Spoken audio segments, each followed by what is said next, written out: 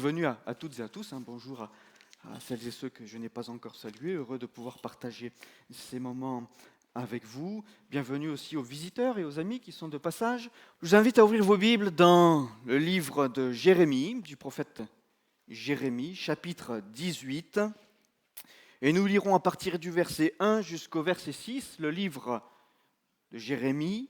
Mais ce matin, nous allons parler du potier et de l'argile, du vase d'argile. Jérémie, chapitre 18, verset 1. La parole fut adressée à Jérémie de la part de l'Éternel en ces mots. Lève-toi et descends dans la maison du potier. Là, je te ferai entendre mes paroles. Je descendis dans la maison du potier, et voici, il travaillait sur un tour.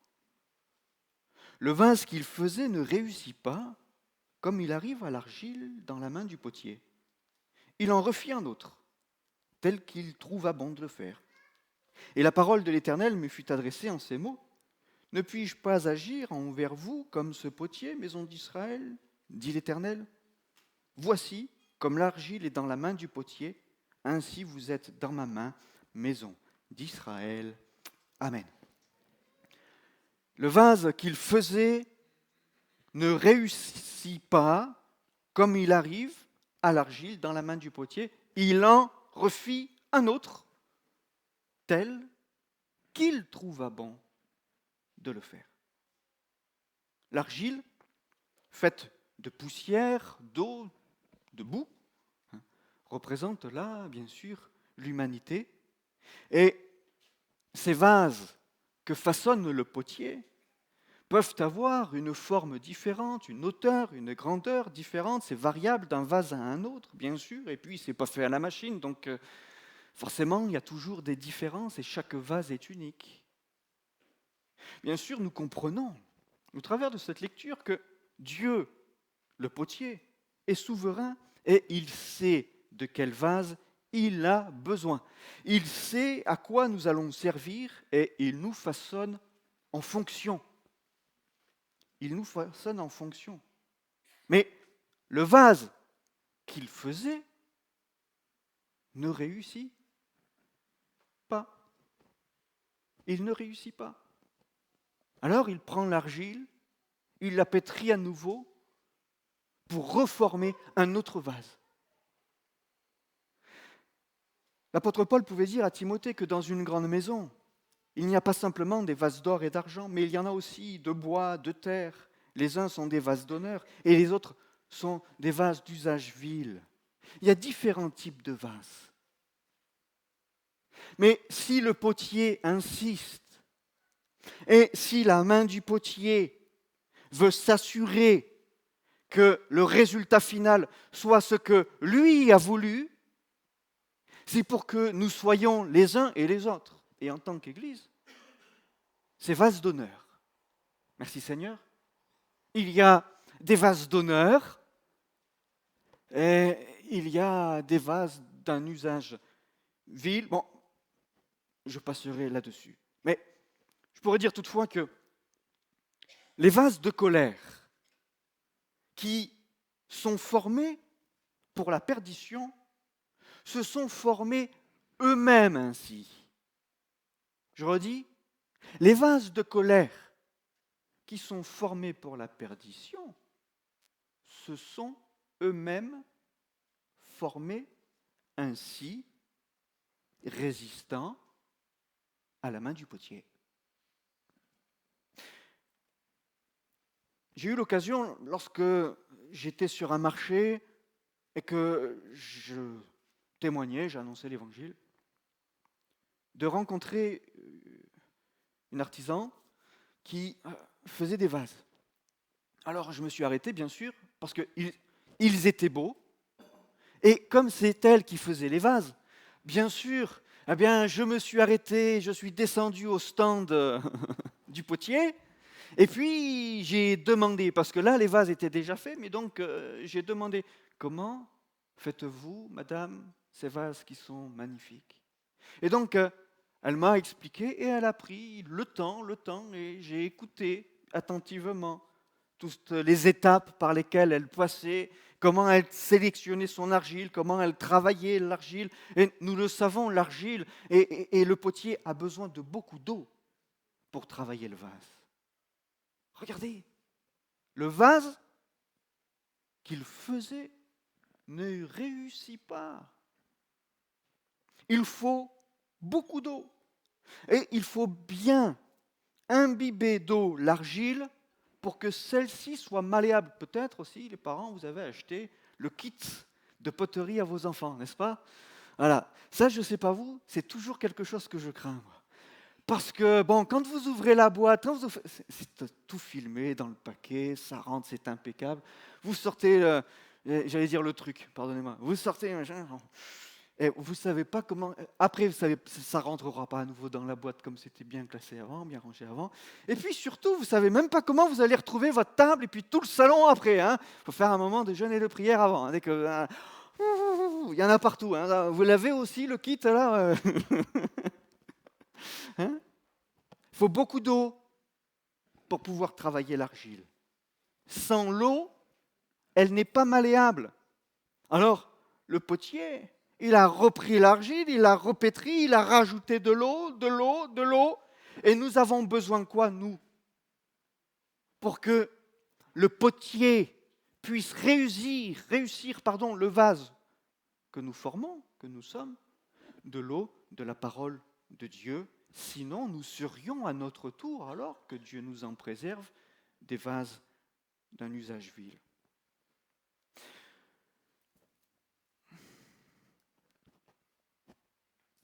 L'être humain est bizarrement fait, non? Étrange parfois. Il a la fâcheuse tendance à se comparer, non?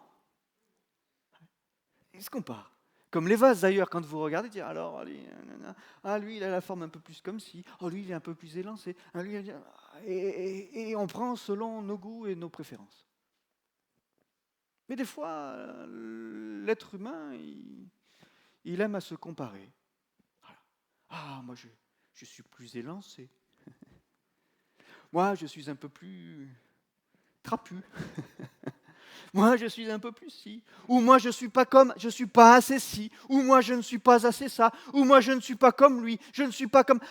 comme j'aimerais avoir, vous savez, un petit bec au bout de l'encolure. Voilà. Mais moi, j'ai rien. Vous voyez, c'est rond, là, comme ça. Rien. Lui, il a une belle encolure avec une belle anse. C'est tellement élégant, tellement raffiné. Et moi, bon, c'est du massif. Vous voyez? Je ne suis pas comme ci, je ne suis pas comme ça. Je ne suis pas comme lui, je ne suis pas comme elle. L'être humain aime se comparer. Voilà la tendance qui est la sienne. Et parfois, pas vous, mais d'autres. D'ailleurs, l'apôtre Paul l'écrira et en parlera aux Romains. Qui sommes-nous pour contester avec Dieu? Non? Qui sommes-nous pour contester avec Dieu? Le Créateur n'a aucun compte à rendre à sa créature, tout comme le potier n'a aucun compte à rendre au vase qu'il a façonné. Il l'a façonné tel que lui semblait bon pour l'utilité à laquelle il va servir. Alors si ce n'est pas un vase pour recevoir une belle fleur, mais que c'est pour recevoir, je ne sais pas, un gros bouquet de fleurs, mais pas seulement la seule et l'unique, vous savez, qu'on voit dans La Belle et la Bête, la belle rose, celle qui est précieuse, celle qu'il faut... On met un vase, un globe au-dessus, tellement précieuse, elle est belle. C'est le bouquet, on a mis les pâquerettes, vous savez, les fleurs de pissenlit, vous savez, c'est le bouquet qu'on reçoit en cadeau quand on est allé faire une balade en forêt, en montagne. Ça, les marguerites, je t'envoie ça, il faut le mettre dans un vase. Là, on va prendre un verre déjà pour que... Bon, vous voyez? Qui sommes-nous? Lève-toi, descends dans la maison du potier, et là je te ferai entendre mes paroles. Il nous faut réaliser une chose, c'est que ce qui a de la valeur, c'est ce qui est à l'intérieur du vase, et non pas le vase en lui-même, n'est-ce pas? Vous achetez un beau vase quand vous avez quelque chose de précieux à mettre en valeur. Et ce qui a de la valeur, c'est ce que vous mettez dans le vase. Mais le vase est là comme support et comme écrin à ce qui est contenu. Donc oui, ce qui a de la valeur, c'est ce qui est à l'intérieur de ce vase. Et l'homme regarde à ce qui frappe les yeux, mais ce qui importe au regard de Dieu, c'est le contenu et non pas le contenant. Car nous sommes son ouvrage ayant été créé en Jésus-Christ pour de bonnes œuvres que Dieu a préparées d'avance afin que nous les pratiquions. Nous sommes son ouvrage. Le potier a œuvré et il continue d'œuvrer. Il continue de nous façonner. Le potier continue de nous former, je dirais, de vous former. À nous de lui être toujours malléable. À nous d'être toujours sensibles, d'être toujours à l'écoute. Je le disais, ce qui importe davantage, c'est le contenu et non pas le contenant. Je prendrai un exemple, puisque nous avons eu la joie et le plaisir de prier pour Grâce, comme elle est belle, n'est-ce pas? Un enfant. Un enfant. Qu'est-ce qu'un enfant? L'enfant, il symbolise quoi? L'enfant qui est là, c'est la vie qui est transmise, n'est-ce pas? Et qui, plus tard, sera transmise à son tour, etc., etc. La vie est belle, hein? C'est ça, les enfants. C'est le signe d'une vie qui est transmise, d'une vie qui est communiquée et qui communiquera à son tour. Un jour, une veuve avait ses enfants et cette veuve avait des dettes et le créancier vient et dit, il réclame les dettes et lui dit, si tu ne payes pas tes dettes, c'est simple. Tes enfants, on les embarque et ils vont bosser pour payer tes dettes. Vous connaissez cette histoire qui se trouve dans le 2e livre des Rois, au chapitre 4. Vous aurez et vous pourrez relire cela à partir du verset 1 jusqu'au verset 7.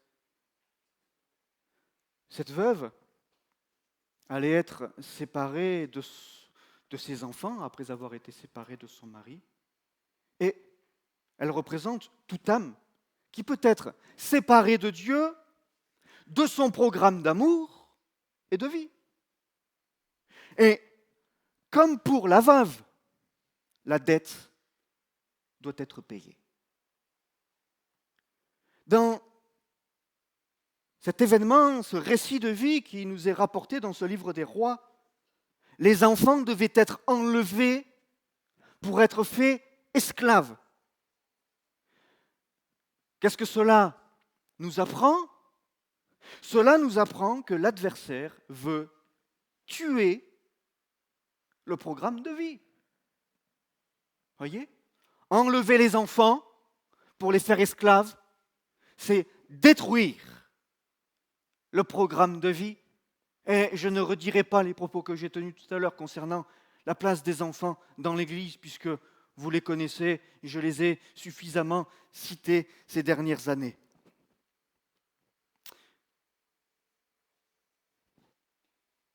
Le programme de Dieu n'est pas mort. C'est ce que nous apprenons dans ce passage du 2e livre des Rois. Cette pauvre maman, le cœur déchiré, incapable de payer ses dettes, et elle n'avait plus rien pour les payer. Rien. Mais soyons assurés d'une chose, c'est que quand humainement, quand dans notre maison, on se dit, mais tout est terminé, j'ai plus rien, je ne peux plus m'en sortir. Ça y est, là, c'était la limite à ne pas franchir et je l'ai franchi. Il n'y a plus d'espoir. Il n'y a plus de solution. Il n'y a plus d'espérance. Alors je dirais une chose, et mon frère, ma sœur, si vous avez traversé ces moments-là et seul dans votre maison, avec peut-être les enfants dans leur chambre, ou alors chez eux au loin, parce que maintenant plus grands, mais petits-enfants, grands-enfants, vous connaissez la suite, et ce n'est pas parce que les enfants sont plus grands, j'imagine bien, que ça veut dire que le souci n'est plus là. Alors on peut se retrouver encore dans sa chambre, avec les enfants peut-être au loin, et pleurer encore pour ses enfants, souffrir encore pour ses enfants, se faire du souci encore pour ses enfants. Et c'était là le cas de cette femme, de cette veuve. Alors je dirais, relisez cette histoire et voyez encore que le programme de vie n'est pas mort. Le programme de Dieu n'est pas mort. C'est là que vient le prophète Élisée. Et au travers de sa présence et de sa parole, de sa prière, nous comprenons quoi? C'est que la solution se trouve toujours dans la parole de Dieu. Voyez. C'est ce que nous comprenons au travers de la venue du prophète Élisée, de la parole prononcée. La solution se trouve toujours dans la parole de Dieu, l'eau de la parole, qui nous rend malléables, qui travaille notre cœur, n'est-ce pas? Qui travaille notre conscience, qui nous façonne encore, qui nous forme et qui nous donne encore dans des moments où parfois on sent la main un petit peu insistante du potier et les événements de la vie s'alourdir sur nous et peser sur nous. C'est là que l'espoir revient et que la vie est manifestée, expérimentée pour la gloire de Dieu. Qu'avait cette veuve pour la sauver? Qu'avons-nous pour nous sauver? Cette femme n'avait qu'un vase. Oui, mais il était comment ce vase? Il était vide. Elle n'avait plus d'huile. Vous voyez? Si peu. C'est un vase, fais-moi des gâteaux. Quoi? Elle n'avait rien, cette femme, elle n'avait qu'un vase d'huile. Mais ce vase était vide. Alors le prophète va lui dire, va voir tes voisins, prenez les vases, récupérez le maximum de vases, et puis vous les ramenez, et puis avec le peu d'huile qui te reste, tu remplis ces vases, et avec toute cette huile-là, tu payes ta dette. Hein? Ah ouais.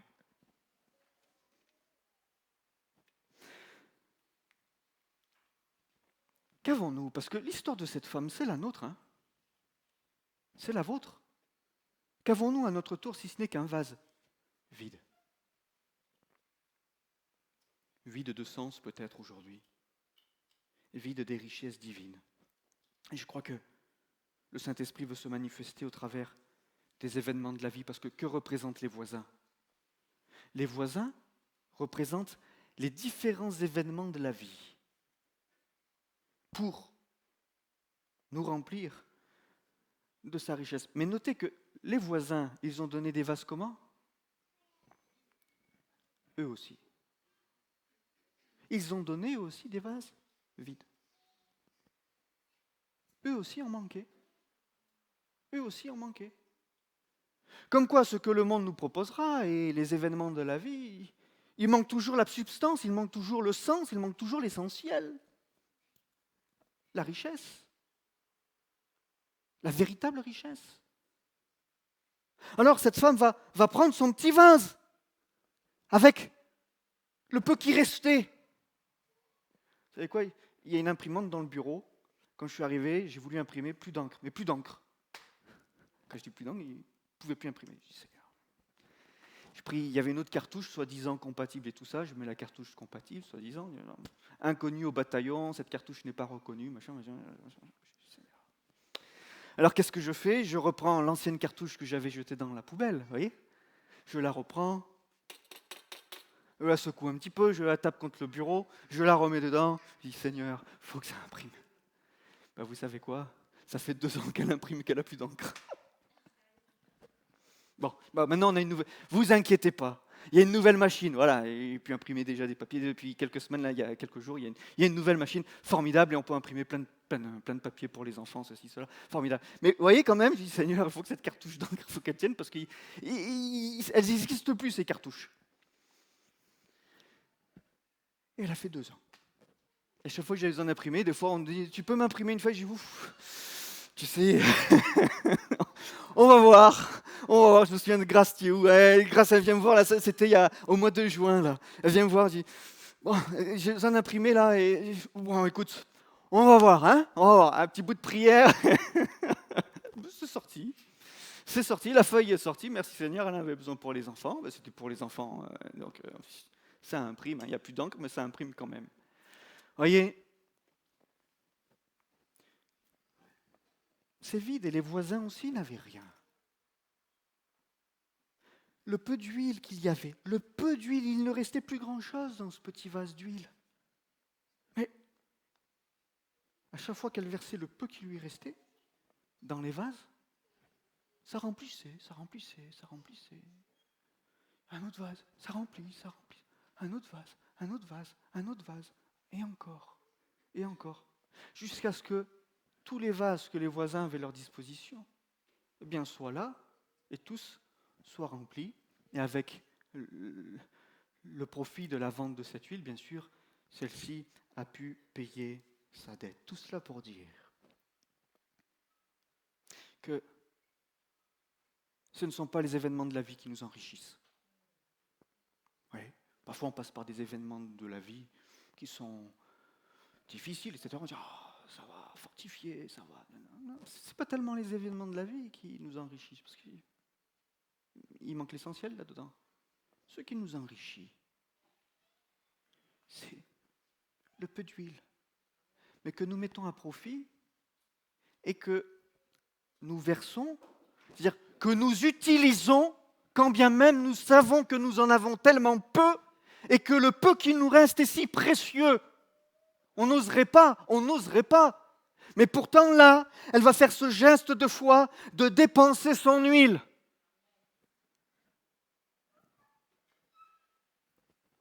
Voyez ? Non, la richesse n'est pas dans les événements de la vie. La richesse est dans ce que Dieu, dans ce que la parole de Dieu et dans ce que le Saint-Esprit nous donne et nous communique dans ces différents événements de la vie représentés dans l'histoire par les voisins. Merci Seigneur. Et notre vie doit alors être remplie de Dieu, de son Esprit et de sa manifestation. Le baptême dans le Saint-Esprit sans la pratique ne communique pas les richesses de la vie d'en haut. C'est pourquoi nous voulons encore demander à Dieu et au Saint-Esprit de visiter son peuple et qu'il nous remplisse de son esprit. Parce qu'une fois encore, ce qui est important, ce n'est pas le vase en lui-même, mais c'est ce qu'il contient. L'Église de Jésus doit rechercher les valeurs divines et elle doit vivre le programme divin par la présence du Saint-Esprit et de cette huile fraîche renouvelée quotidiennement. Merci Seigneur. Alors que je vais bientôt conclure, je pose une question. Y aurait-il ce matin un cœur desséché qui aurait besoin d'être désaltéré? Y a-t-il dans une vie une pauvreté spirituelle dans une abondante terreur? Si tel était le cas, dans quelques instants nous prierons. Mais je dirais, comme il a été dit à cette femme par le prophète, au verset 7, relisez 2 Rois, chapitre 4, versets 1 à 7, et notez ce qui est dit au verset 7. Tu vivras, toi et tes fils, de ce qui restera. Non seulement tu paieras ta dette, mais en plus tu auras encore de quoi vivre après. Alors, je repose la question. Y aurait-il ce matin, que ce soit dans ce lieu ou devant la caméra peut-être, y aurait-il un cœur desséché, vide de sens, qui aurait besoin d'être désaltéré? Y aurait-il dans un cœur une pauvreté spirituelle qui aurait pris place alors que la terreur est là grandissante et imposante? Oui, tu vivras, toi et tes fils, de ce qui restera, parce que, n'oublie jamais, Dieu pourvoira, le potier pourvoira. S'il t'a formé ainsi, c'est pour une bonne raison. Et ce n'est pas pour que le vase reste vide. Parce qu'un vase qui est vide, il ne sert à rien. Qu'est-ce qu'on fait? On le met au placard. Ah, peut-être il serait temps de sortir du placard. Excusez-moi. N'est-ce pas? Peut-être qu'il serait temps de prendre la place qui est la sienne. Dans la société, oui, avec les voisins, dans le peuple de Dieu. Parce que c'est ça. C'est ça. Et parce qu'on prend sa place, et parce qu'on accepte. C'est compliqué parfois. On aimerait tellement être plus, ou moins. Vous voyez, selon qui on regarde et à qui on se compare. Que des fois on se dit, oh, je suis bien là dans le placard, personne qui me voit, de temps en temps on ouvre la porte, on dit, heureusement, c'est pour l'assiette à côté, c'est pas pour moi. ce matin, c'est pour toi. Ce matin, c'est pour toi.